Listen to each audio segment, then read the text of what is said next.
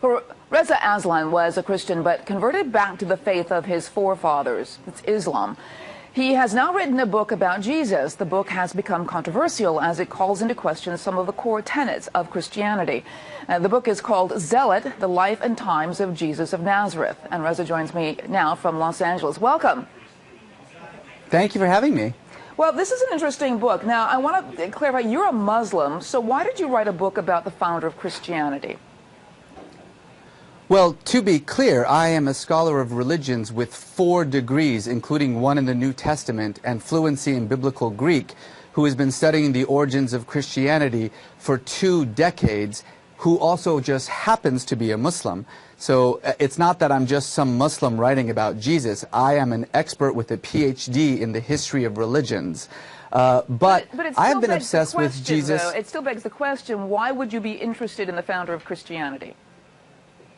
Because it's my job as an academic. I am a professor of religion, including the New Testament.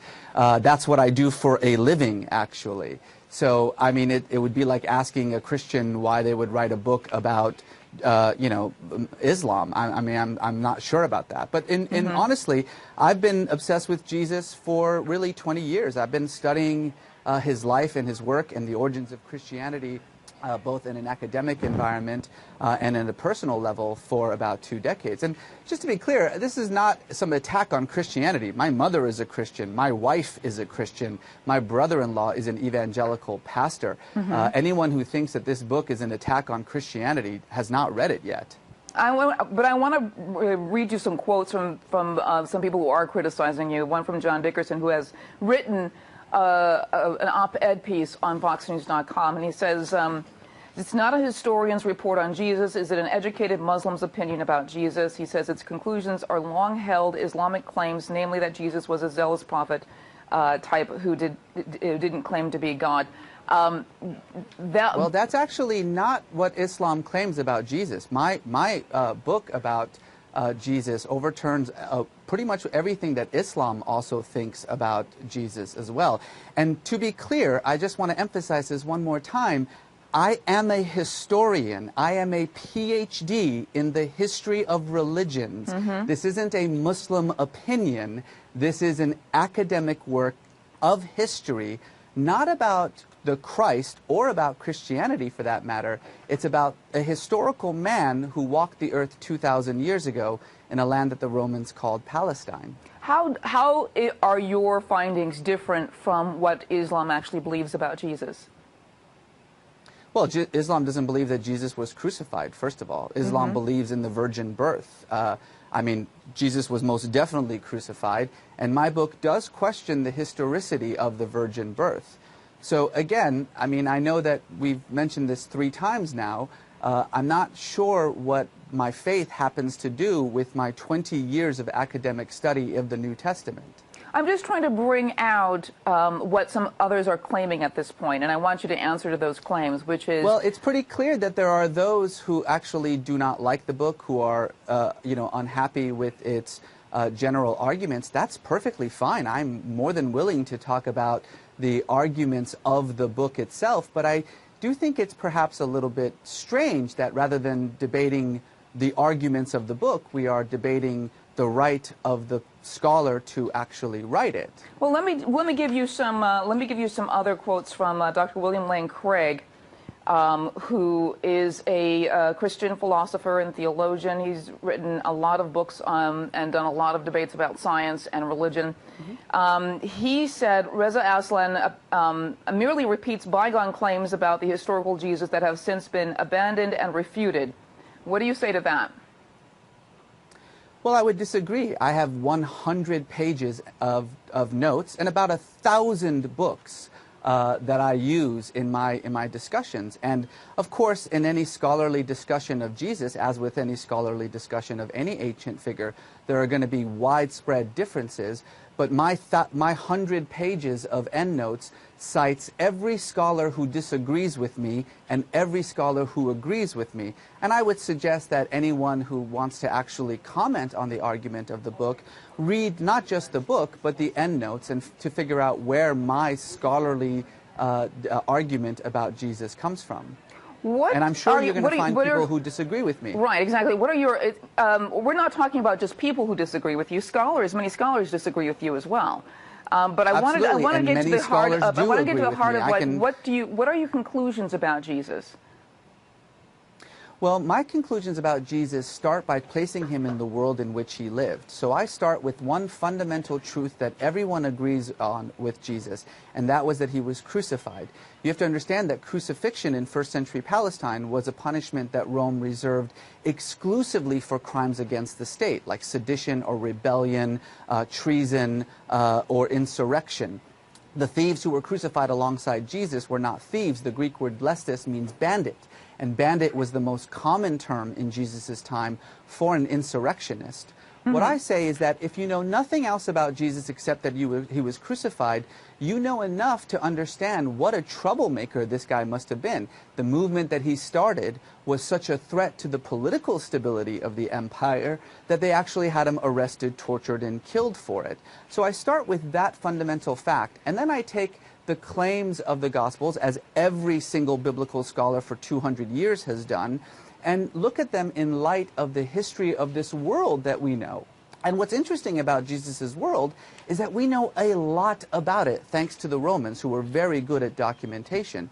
And the picture that arises from this is of a real political revolutionary who took on the religious and political powers of his time on behalf of the poor and the meek, the dispossessed, the marginalized, who sacrificed himself in his cause for those who couldn't stand up for himself, and whose death ultimately launched the greatest religion in the world. Yeah, I want you to ask. Actually, there's another chat coming, and I want to get this on before we end this interview. Taylor Kane just says, so your book is written with clear bias, and you're trying to say it's academic. That's like having a Democrat write a book about why Reagan wasn't a good Republican. It just doesn't work. Well, what do you say to that? It would be like a Democrat with a PhD in Reagan who has been studying his life and history for 2 decades writing a book about Reagan. But then why would a Democrat want to promote democracy by writing about a Republican? I see that the point is that... Ma'am, may I just finish my sentence for a moment, please? I think that the fundamental problem here is that you're assuming that I have some sort of faith-based bias in this work that I write. I write about Judaism, I write about Hinduism, I write about Christianity, I write about Islam. My job as a scholar of religions with a PhD in the subject is to write about religions. And one of the religions that I have written about is the religion that was launched by Jesus. You're not just writing about a religion from a point of view of an observer. I mean, the thing about it is that you're promoting yourself as a scholar, and I've interviewed scholars who have written books on the resurrection, on the real Jesus, and who are looking at the same information that you're saying. To say that your information is somehow different from theirs is really not being honest here. Ma'am, my information is not different from theirs at all. I'm afraid that it sounds like you haven't actually read my book or seen what I've said about the resurrection or about Jesus or about his claims. I think you might be surprised in what I say. And there have been thousands of scholars who have written about this very same topic, many who disagree with me, many who agree with me. That's the thing about scholarship, is that it's a debate over ancient history, and I am one of those people making that debate. I think it's unfair to just simply assume, because of my particular faith background, that there is some agenda on this book. That would be like saying that a Christian who writes about Muhammad is by definition, not able to do so because he has some bias against it. And frankly, every book that's almost every book that's out there is by Christians. But you've been on several programs and never disclosed that you were a Muslim, and I think that's an interesting full disclosure. The second page of my book says I'm a Muslim. Every single interview I have ever done on TV or on print says I'm a Muslim. You may not be familiar with me, but I'm actually quite a prominent Muslim thinker in the United States. I've written a number of books about Islam. It's just simply incorrect to say that media isn't saying that I'm a Muslim. I would actually encourage you to actually try to find media that doesn't mention my biography, which, by the way, again, is on the second page of the book. All right, Reza, I want to thank you very much for coming on. The book is called Zealot, The Life and Times of Jesus of Nazareth. I want to thank you for coming on a Spirited Debate. Thank you.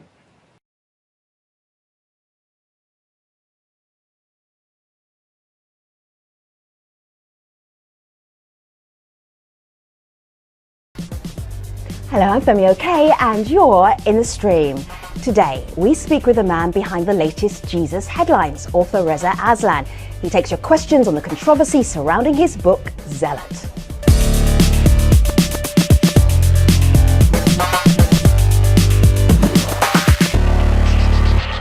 What do we really know about Jesus, the man? He's often depicted as a saint-like Messiah who turned the other cheek in the face of anger and hostility.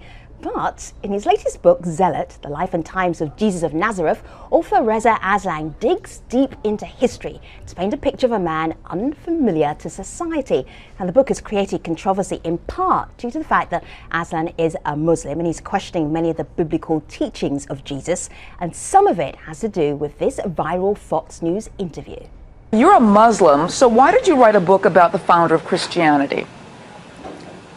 Well, to be clear, I am a scholar of religions with 4 degrees, including one in the New Testament. Still begs the question, why would you be interested in the founder of Christianity?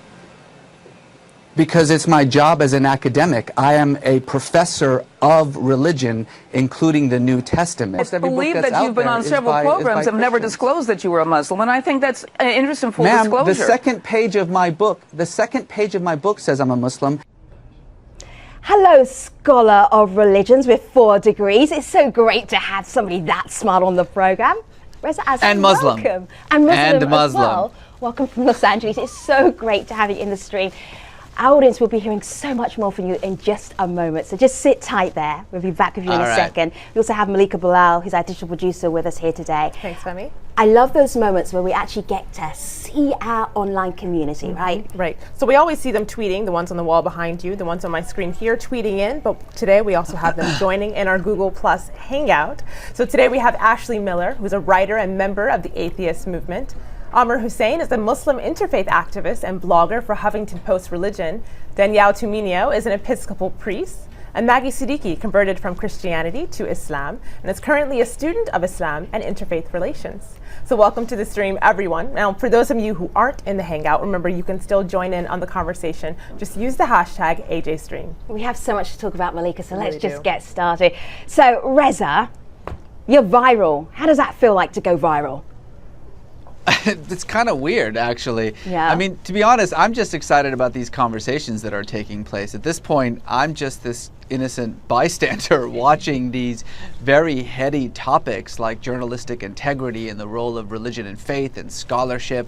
These are the kinds of things that me and my colleagues sit around talking about in our dusty libraries all the time. It's kind of fun to watch everybody else talk about it for once. See, I'm looking at the Amazon bestseller list. Number 1, Zealot, The Life and Times of Jesus of Nazareth. Let me just click onto another tab here, see what the New York Times bestseller list is doing. Number 1 New York Times bestseller for hardcover nonfiction. Reza, how much have your publishers brought you? Have you got flowers, roses, bouquets? I'm thinking that this has got to do with how viral that Fox interview went. I can't see how mainly a scholarly book about Jesus is this popular. Well, in all fairness, it debuted at number 4 on the New York Times bestseller list before the Fox interview, and it was all the way at number 2 on Amazon before the Fox interview. So it turns out people are kind of interested in Jesus. Who knew? But the Fox interview certainly allowed it to be seen by a different audience, an audience that perhaps wouldn't normally read a book like this, but was, had their interest piqued because of that interview. No question about that. See, we've all read the book on the team, and one of the things I found fascinating about it was that I'm thinking of it sort of like a franchise of Jesus, where we've got the traditional telling, and then you've rebooted him completely. Was that the idea? Well, look, I mean, Jesus has meant so many things to so many people for so many years. I mean, this is a man whose life and whose mission and teachings has been recast to fit whatever situation, whatever community, whatever society that accepts him and believes in him. What was very difficult, I think, for me to do, and it's difficult for scholars who have been doing this kind of work for 200 years, is to kind of get past all of that, to try to move beyond the Christological interpretations about who this person was and get to the man himself. As I say, it's not an easy task, and many scholars have attempted doing it. And really what I've done is kind of distill this very long 200-year-old conversation, this debate about Jesus in scholarly circles, into something that's accessible and readable for a general audience. I know that people who are outside of this kind of world are shocked by some of the statements that I make in the book, but frankly, biblical scholars would not think that what I've written is all that controversial. Right. And Reza, there's someone on Twitter who wasn't quite shocked about what you said in the book. Some says he, meaning you, Reza Aslan, respectfully explains that he's writing about the historical figure as opposed to a religious icon. So it's the idea of Jesus as a historical figure that I want to take to our next guest in our Google Plus Hangout. Ashley Miller, go ahead.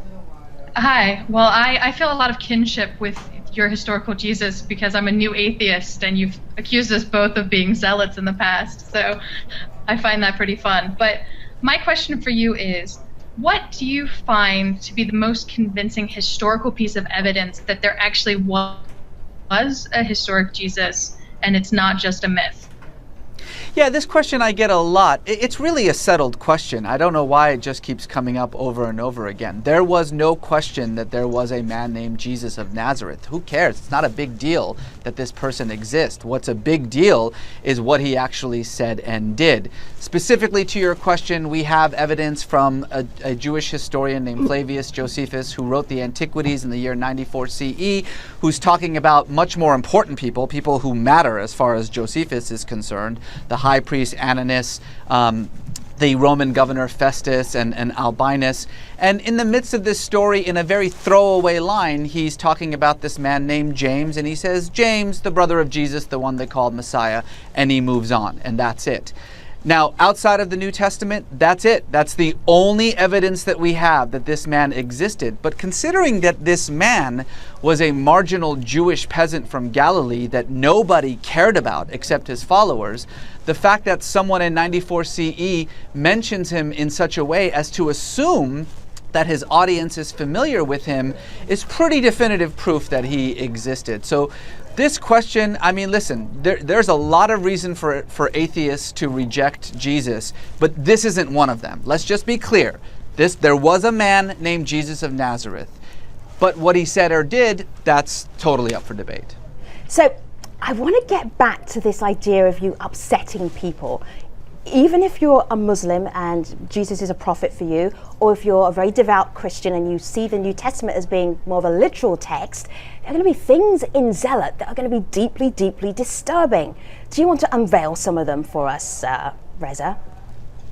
Well, I mean, they may be upsetting to people, you're right, whose conception of Jesus comes from just a reading from the scriptures, whether the Quran or the New Testament, because neither of those texts are historical documents. These are both scriptures. They're sacred histories. They're meant to be affirmations of faith that are composed by communities of faith many years after the events that they describe.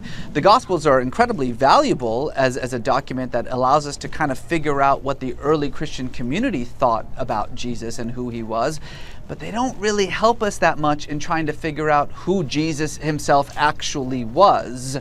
And so a whole host of methodologies have arisen over the last 2 centuries for scholars to kind of get at what is more or less historical in the Gospels by actually taking those claims and analyzing them according to what we know about the time and place in which Jesus lived. And, that's just all that Zealot is trying to do. And so some of the more controversial claims that he wasn't born in Bethlehem, that, the trial before Pilate is just a legendary invention.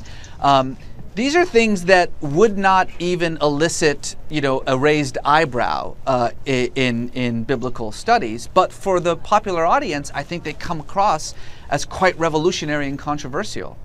Malika. Well, as part of those controversial topics, we got several tweets, Reza, from Muslims from in our audience. Layla Anwar is on my screen here saying that you said that Jesus was crucified. You said there was no virgin birth. We also got a Facebook comment from Sheikh Muhammad Arslan, which is on my screen now. You say you're a Muslim, but I see that you categorically deny the Islamic belief. He says that Jesus was not crucified. So I want to go to Amr Hussein in our Google Plus Hangout, another Muslim who's joining us. Amr, go ahead. Hi, thank you for being here, Reza. My question is, as you know, the Muslim belief is that Jesus was not crucified and raised into heaven, and someone who looked like Jesus was crucified in his place. So in your research, did you find anything that supports this other perspective that's in the Quran? Well, I mean, one thing that we can be fairly certain about when it comes to Jesus is that he was crucified. I mean, all of his friends, his enemies, his detractors, the people who wrote against him, the people who worshipped him, and even Tacitus and Pliny the Elder, the two historians in the 2nd century who write about Jesus, do mention his crucifixion. I think it's something that you can more or less be fairly certain of. Why does the Quran say that Jesus wasn't crucified? Well, actually, that's an old idea. It goes all the way back to Gnostic Christian teachings. The Gnostics, it's a very complicated religious tradition, but the Gnostics did not believe that Jesus was crucified. They believed that someone in his stead was crucified. After Rome became an Orthodox Christian empire, anyone who disagreed with the imperial religion was put to death. And so the Gnostics fled the empire, mostly went to the Middle East, North Africa, and in the Arabian Peninsula. The Christians that the Prophet Muhammad would have encountered would have mostly been Gnostics who believed that notion. And that's very likely where it kind of came into Islam. You know what? So again, that's the historical explanation for it. But listen, the faith explanation is just as valid. If you believe that the Quran is the literal word of God, and that God says that Jesus wasn't crucified, and so therefore you don't believe that Jesus was crucified, that's fine. That's a faith statement. I have no problem with your faith statement. If you are asking me about a historical event, however, then that's what I'm telling you. But that's really freaking people out though, Reza, because you put such a very interesting case for the crucifixion not to have happened, how it is relayed in the New Testament and how many people around the world believe it happened. And it unpicks a lot of the theology that a lot of people think happened. And then, but you're saying, it's okay, you can still go on believing that, but it's really hard to do that, right? Well, you said it perfectly. It's the theology that interprets it in a particular way. I'm not a theologian. I don't write about theology. I write about religions and prophets and the origins of religions. And those are historic events. Those are events that we can put our finger on and try as best as we can, since we are dealing with ancient history, to create a historical narrative out of it. This is not a book about, the interpretations of Jesus. It's a book about the man Jesus. Those interpretations by definition are valid. Any interpretation by definition is valid. Now, some interpretations are more reasonable, more historically grounded, but I don't have a problem with anybody's interpretation of Jesus, or for the Prophet Muhammad for that instance. My book, No God But God, overturned a lot of traditional views about the Prophet as well.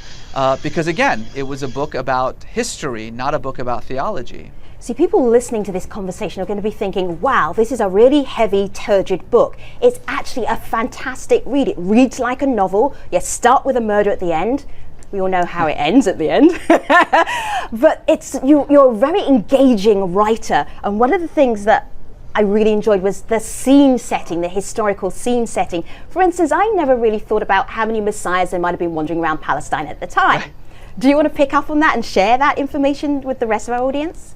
Yeah, I mean, thank you for that. I really appreciate that. I mean, I try very hard to, write as a writer would and not as a scholar would. And I really want to make my works accessible to a larger and popular audience. And I think that's why people read what I write.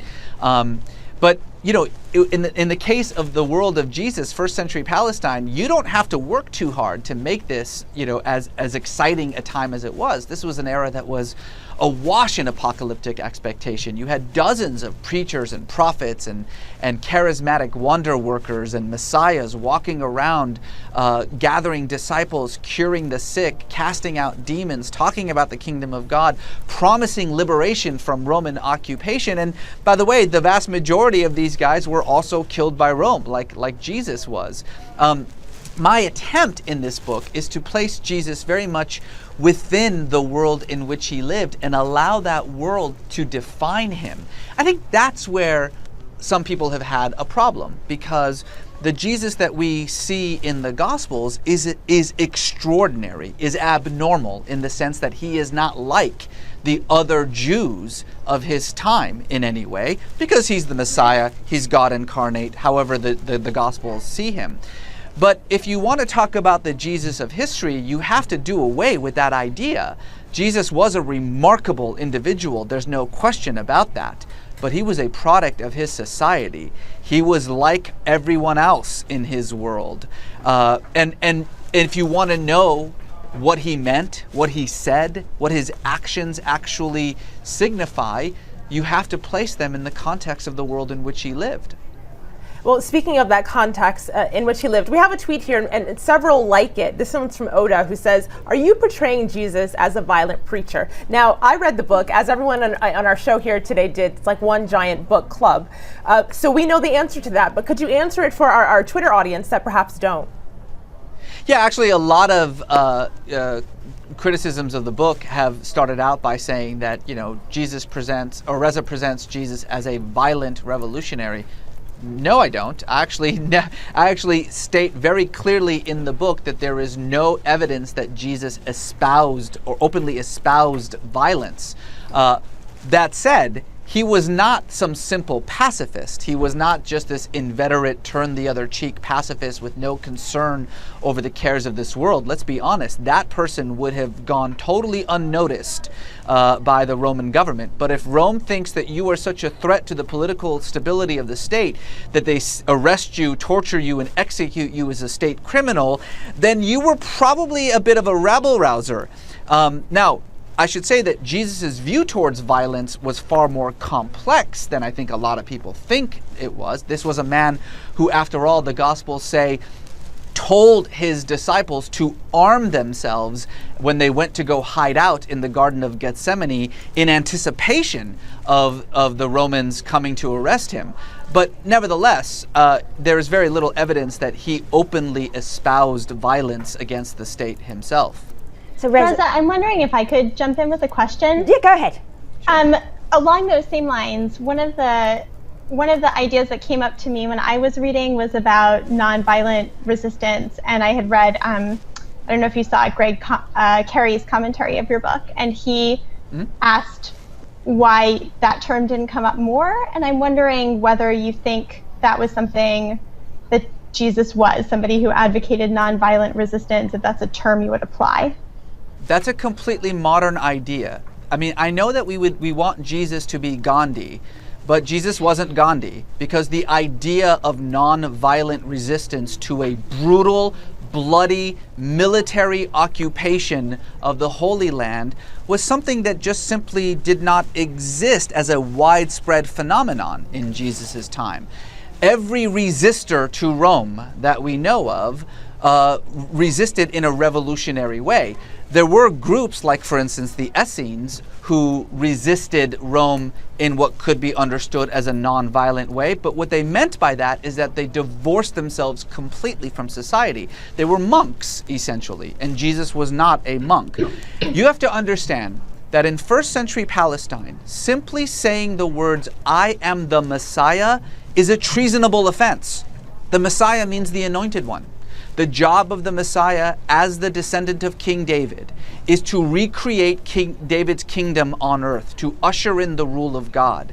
That means that you are ushering out the rule of Caesar.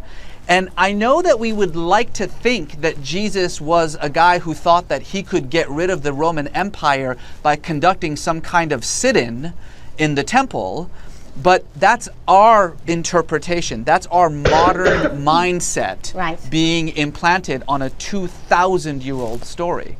See, Reza, I'm watching your body language, I'm listening to you speak, and you have done so many interviews on this book, but I'm feeling and I'm hearing the passion. And one of the things that people are really intrigued by is that you are a Muslim and you are so obsessed by Jesus of Nazareth. Can you explain that? Why wouldn't I be obsessed with Jesus of Nazareth? You're talking about an illiterate, uneducated, poor, marginal Jewish peasant from the backwoods of Galilee who came from a village, Nazareth, that was so small, so inconsequential, that its name does not appear on any document or map before the end of the 1st century, who, despite his lack of education, his lack of wealth and power, started a movement on behalf of the marginalized, the dispossessed, the outcast, the poor, the weak, and a movement, by the way, that was so threatening to the religious and political powers of his day that he was executed for it. That sounds like the most interesting man in the world. Why isn't everybody obsessed with this guy? There should be a meme for that. Well, there's someone in our Google Plus Hangout who has almost similar personal story. Maggie, explain to us why I mentioned that, and then go ahead with your question. Well, I think what you're referring to is that I myself used to be Christian and later converted to Islam. And my question for you is actually also on a more personal level. I too am obsessed with Jesus as someone who's beginning graduate studies this fall. And so I was wondering how it is as you're conducting this research, how do you reconcile these kinds of struggles that you find, these differences that you find between what you might believe or the general beliefs of your religion and what you determine to be historically accurate? That's a very, very good question. And it's a question that all scholars of religion who also happen to be people of faith are constantly struggling with. The fact of the matter is that when you study the world's religions, like I do, it's hard to not notice that these religions are all basically saying the same thing, but using a different language of symbols and metaphors to say it. The response of some scholars of religion is that, well, then the whole thing is bunk and forget about it. The response of some scholars, however, is that, well, maybe the reason that we're all saying the same thing is that we're all talking about the exact same God, and that's how I feel.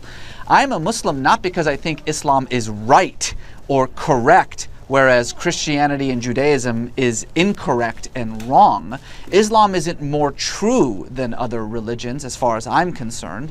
I just prefer the way that Islam describes God, talks about God, the symbols and metaphors that Islam uses to express this inexpressible feeling of faith, the relationship between creator and creation, between humanity and God, are symbols and metaphors that make sense to me, much more so than the symbols and metaphors of Hinduism or Buddhism or Christianity or Judaism do. But that's it. That's the only difference as far as I'm concerned between them.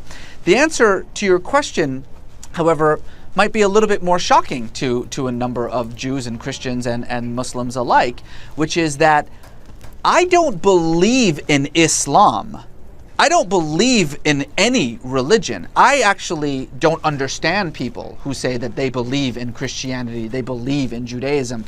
Christianity is not something to believe in. It is the path to God. It is a signpost to something to believe in. It's not an end in and of itself. It's the means to an end. Right. Anyone who tells you that they believe in Islam has completely missed the point of Islam.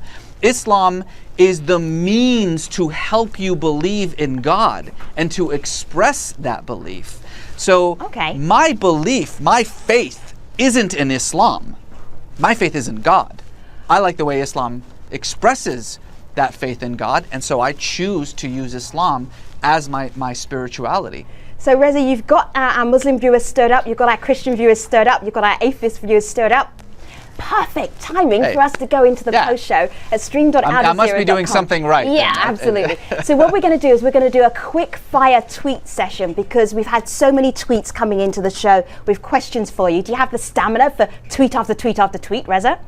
Let's do it. Yeah, okay, I think he has. Stream.aljazeera.com. That's where we're going to be going with Reza Aslan in just a moment. But let me tell you about Wednesday. Today is Wednesday. Let me tell you about Thursday's program. What should be done to end the sexual abuse of children in Morocco? After the royal pardoning scandal of a convicted paedophile, thousands in Morocco continue to rally for greater protection of children. We'll be discussing that on tomorrow's AJ stream. But right now, you know where we'll be, online. Thanks for watching.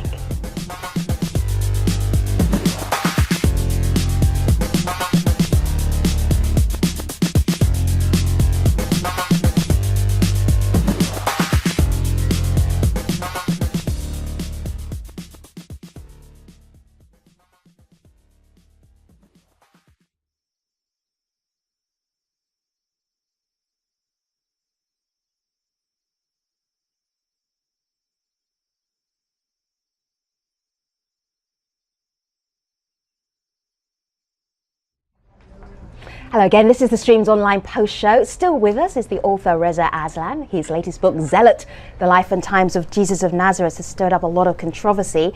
And in our Google Plus Hangout, Ashley Miller, a writer and member of the atheist movement, Amar Hussain, he's a Muslim interfaith activist, Danielle Tumino, she's an Episcopal priest, and Maggie Siddiqui, she's a student studying Islam and interfaith relations, and everybody who tweeted into us as well. We're going to have a quick fire tweet session. Reza, are you ready? I'm ready. All right, so we've got Sean Fu here. He's on my computer. He tweeted into us. Now he says, Reza mentioned his wife, his mum and brother-in-law are Christians. I truly admire this embodiment of acceptance. How do they work it out? My wife Jessica and I believe exactly the same thing. We share the exact same values. It's just that we use two different sets of languages to express those values. Now, fortunately, I'm familiar with her language, Christianity. Once I familiarized her with my language, Islam, there was never any problem. Now we are both familiar with our languages. It's like being in a relationship, between a French person and a German person. Never going to learn work. each other's language. No. Moving on. Well, continuing a rapid fire question. Danielle in the Hangout, go ahead. Hi, Reza. I was wondering what you hope the faithful Christian reader will take from your book. I think that Christians believe that Jesus is fully God and fully man. It's just that when they go to church, they usually only hear about the fully God part. Rarely do you actually hear about the man and the world in which he lived. So I think Christians would want to know about who this person that they believe is God actually was and what he actually said, the world in which he lived, which is why I've received hundreds of emails from Christians telling me that this book has actually enriched their faith. Reza, I know you're no stranger to Twitter critiques. I'm going to send one your way. Are you ready for this? Yes. This is Robert Raves. He says, ask why he lies about his credentials. He teaches creative writing, not religion. I have had 3 full-time professorships in the Department of Religion, one at the University of Iowa, one at the Drew University, and currently at the University of California at Riverside, where I am both Associate Professor of Creative Writing and Cooperative Faculty at Riverside. This credentials thing is so funny because it's been answered both by the universities that have educated me and by the universities that actually have employed me. And the only reason I can think of that it still is brought up by the right is because they refuse to actually talk about the book itself, and instead they want to talk about me. And maybe it's just hard for people to understand that you can actually be an expert in more than one discipline, but it turns out that you can be. Well, the question specifically on some of that reaction you've been getting from Ali Latifi on Twitter, he wants to know, you said your book is different from the Islamic story of Jesus. How have Muslims reacted to the book? Well, again, I mean, it's run the gambit like the Christian response. A lot of Muslims are deeply offended by the fact that it seems to overturn some of the Quranic views about Jesus. Many Muslims have no problem reconciling their faith with the story that I provide in the book. And some Muslims don't have a problem with it at all. People of different faiths, people of faith tend to have different reactions to these kinds of things. So, one of the questions that I wanted to ask, and I didn't get into the main show, was about miracles. So the Zealot, it tells you that Mary possibly could have been a single mum. The crucifixion is not quite how it is portrayed in the New Testament, and that the resurrection, there's some evidence that it perhaps didn't happen. And then you say miracles, though, lots of evidence for that. That Crazy. was weird. Explain. Yeah, it's crazy. I know. It's weird for a historian to say that that sort of the one thing we know about Jesus's ministry is that he was a miracle worker. That's how he was understood by his friends and enemies alike. He was a miracle worker.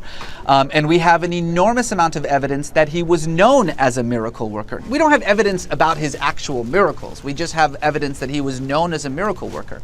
But again, let's put that in context. There were hundreds of miracle workers in Jesus' time. I mentioned some of the most famous ones.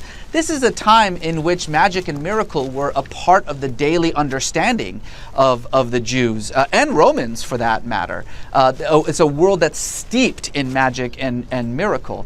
So yes, it's true that as a historian, I can say that we can be fairly confident that Jesus was known as a miracle worker, and that may blow people's minds who aren't people of faith, but also understand that there were many, many miracle workers in Jesus' time.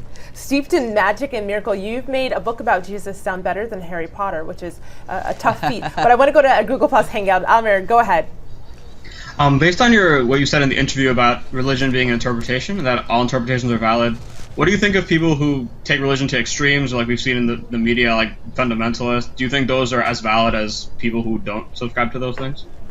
Yes, but remember, valid is not a judgment about, whether it's good or bad. Valid just means that the problem with Scripture is that you can make it mean whatever you want it to mean. I mean, I know a lot of people say things like, well, bin Laden's not really a Muslim. Yeah, well, I wish that were true, but unfortunately it's not. He is a Muslim just like I'm a Muslim, just like anybody else who says he's a Muslim is a Muslim. But his interpretation is unreasonable. I personally think it's un-Quranic. But is it any less valid? No, it's not any less valid. I mean, that's the thing about interpretation is, again, by definition, the definition of the word itself means that it's how you see the Scriptures. And how you see the Scriptures depends almost entirely on who you are, not what the Scripture says. There's something that's confusing me about the book, just the style of it. The style is like a fantastic novel, easy to read, but the content is pretty challenging. So I'm reading it going, do I have time to check up all of these references and the notes at the back? No, I do not. But there's a scholarly part of the book, and then there's a great way of writing at the same time. So I couldn't work out, who are you aiming it at? Well, I did that for No God But God, too. I Right. mean, I'm aiming for a general audience, the kind of audience that would normally not, read the kinds of scholarly tomes that I spend my days reading. And I want them to be able to read it like it's a novel. I mean, I'm a storyteller. I was trained as a storyteller. I want to tell stories that help people understand very complex, heady things. But as a scholar, I also am pretty confident in my own interpretation and the work that I've done to come up with it. And so, for instance, with Zealot, I have almost 100 pages of narrative form notes that if you're the kind of person who wants to know about the debate, who agrees with me, who disagrees with me, how did I come up with this particular interpretation, it's all there in the back of the book. Well, let's get another question from Ashley Miller. A good one. Go ahead, Ashley. So my question is, your view of first century Palestine is sort of chock full of magicians and miracle workers. Why do you think it is that Jesus lasted? Jesus became a figure. Right. That's ultimately the sort of the $1 million question that I try to answer in the book. And the short answer is that it had less to do with anything Jesus himself said or did, though what he said or did was absolutely remarkable, as I talk about, than it did with what his followers said, or followers said he did and said. To put it in the simplest terms, according to everything ever written about the Messiah in Judaism, a dead Messiah is no longer the Messiah. It's as simple as that. And all the other people in Jesus' time who claimed to be the Messiah and who were killed for that claim, their messianic movements collapsed. Their followers went back home. But Jesus' followers did not. They stuck around instead because they said that they were spurred by this mystical experience that they had of the risen Christ, that it actually changed everything for them. And it compelled them to reshape, reinterpret what Messiah actually means, to reinterpret Jesus' life in order to make sense of the fact that insofar as his messianic functions were concerned, he failed to actually do anything that the Messiah is supposed to do. So either Jesus is not the Messiah, or what we thought the Messiah was supposed to do is wrong, and they chose the latter. And they began to reinterpret Jesus' life, the meaning of Messiah, and then most importantly, they began to preach that new message about Jesus, not just to their fellow Jews, but to the Romans. And it was when the Romans began to adopt this message of Jesus as a God-man, Jesus not as a Jewish revolutionary, but as a celestial spirit, Jesus not as someone who wanted to create the kingdom of God on earth, but someone whose kingdom was on another plane, a kingdom that was not of this earth at all. That Jesus was enormously appealing to the Romans, who ultimately adopted it as the imperial religion of the state, and Christianity as we know it today was born. Right. So I'm reading the book and it's freaking me out at various intervals because I am a Christian, and I'm being completely freaked out until I get to the end of the book, and I'm just going to read you the end. It's not really a spoiler, but it's kind of beautiful. This is what Reza says, the very last part of the book. The one thing that any comprehensive study of the historical Jesus should hopefully reveal is that Jesus of Nazareth, Jesus the man, is every bit as compelling, charismatic and praiseworthy as Jesus the Christ. He is, in short, someone worth believing in. I was like, oh, thank goodness for that when I got to the end. Reza, why did you write the end of the book in that way? Because I believe in him, because I actually follow Jesus the man. I've shaped my life, my values, the way that I confront the world by the example that he provided. I mean, this is a man who, again, in the name of the outcasts, sacrificed his life by challenging the powers of his time. The social teachings of Jesus, his attempt to reverse the social order, to say that in his world, the poor will become rich and the rich will become poor, the weak will become powerful and the powerful will become powerless. This is the kind of man that I want to know. I knew Jesus as Christ. I used to be a Christian. Right. I worshipped him as God. But when I stopped being a Christian and instead looked at him as a historian, that Jesus became more real to me. That's a Jesus that I wanted to have a relationship with. Okay. I would love to continue our relationship between the stream and Reza Aslan, but the satellite window is about to wind up. So I want to say thank you to Reza. Thank you so much for being part of the program. 45 minutes on his book, and I know he's still got more to say. Reza, it's been such a great pleasure. Thank you to Amma, Danielle, Maggie, Ashley, and to everybody who sent in their tweets to us. So, tomorrow's program.